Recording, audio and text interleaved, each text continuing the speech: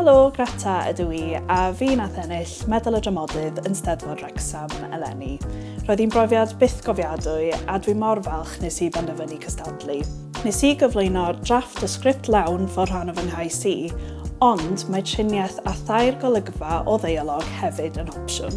Mae'r gystadleuaeth hwn yn un gwerthfawr iawn sydd wedi rhoi hwb i'n hyder i fel awdur, a dwi mor gyffrous i ddatblygu'n sgript ar gyfer darlleniad yn yr Eisteddfod blwyddyn nesaf.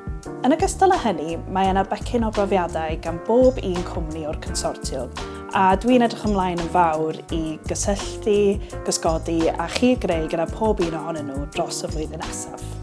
Mae enillydd y gystadleuaeth hefyd yn derbyn gwobr ariannol o 2,000 yn ogystal â chyfraniadau tuag at gostau wrth ymweld â phob cwmni sydd yn y consortiwm. Mae'n becyn gwych sydd wir yn cefnogi fy natblygiad i fel awdur. Felly, os hoffech chi gystadlu blwyddyn nesaf, cofiwch bod y dyddiad cau yn gynt eleni, a hynny ar y 7 o Ionawr 2026. Yn eich cais, mae'r consortiwm yn edrych am syniad greiddiol sydd wedi ei archwilio yn ddwfn a gyda pherthnasedd ar gyfer cynulleidfaoedd Cymraeg arloesol.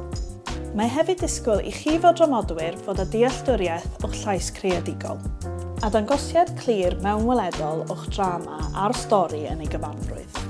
Mae gofyn i chi gyfleu eich syniad o fewn 30 i 45 munud o sgript.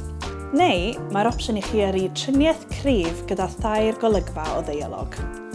Pob lwc ac ewch amdani!